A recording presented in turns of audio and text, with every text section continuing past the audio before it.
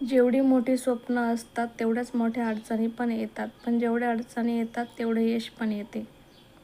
नमस्कार मैत्रिणींनो, आज खूप दिवसांनी आपण भेटत आहे. आज आपण बनवणार आहोत कोबीचा पराठा. तर सर्वप्रथम मी कोबी असा ग्लासनी बारीक असं हे करून घेऊ राहिले, कारण चाकूनी म्हणावा तसा बारीक कोबी होत नाही, म्हणून मी ग्लासनी घेतलं. तुम्ही बघू शकता मी कशा प्रकारे कोबी बारीक चिरून घेतलेला आहे.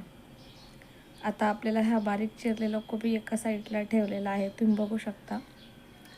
आता आपल्याला 5-6 मिरच्या, 7-8 आल्याचे तुकडे आणि मिरच्याही आपल्याला खलबत्त्यात ठेचून घ्यायचा आहे.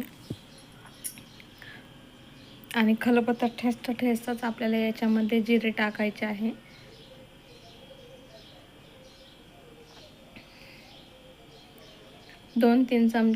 दोन चमचे साधारणतः जिरे टाकायचे आहे आणि त्याच्यामध्येच मीठ टाकणार आहे थोडंसं.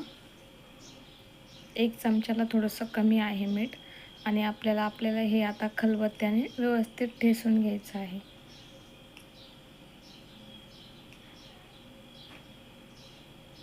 तुम्ही बघू शकता मी कशा प्रकारे व्यवस्थित ठेचून घेतलेलं आहे.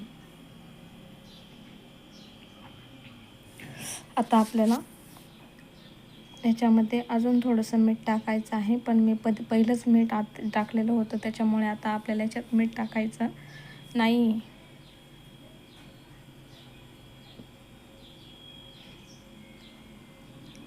एक चमचा हळद पावडर मी एकदम चिमूटभरच टाकत आहे, कारण ऑलरेडी आपण हिरवी मिरची आणि लसूण टाकलेलं आहे. तुम्हाला माहीतच आहे हिरवी मिरची खूप तिखट असते आणि जी हिरवी मिरची मी वापरली ना ती खूप तिखट आहे. आपल्या सामानात जेवढे मसाले असतील ते थोडे थोडे प्रमाणात टाकले तरी काही हरकत नाही. मी धना पावडर, कांदा लसूण मसाला, घरचा गरम मसाला आणि थोडंसं मीठ टाकलेलं आहे, जेणेकरून आपल्या कोबीला थोडंसं पाणी सुटेल. आता हे सगळं टाकल्यानंतर आपल्याला याच्यामध्ये कोथिंबीर टाकायची आहे.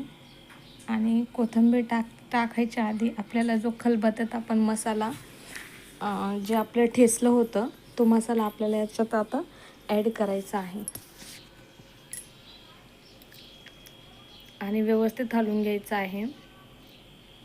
खूप दिवस झाले आपले व्हिडिओ नाही आलेले, त्याच्यामुळे आता इथून पुढं रेग्युलर व्हिडिओ येत जातील. काय कारण होतं व्हिडिओ न येण्याचं हे मी तुम्हाला व्हिडिओच्या शेवटी सांगते. तुम्ही बघू शकता.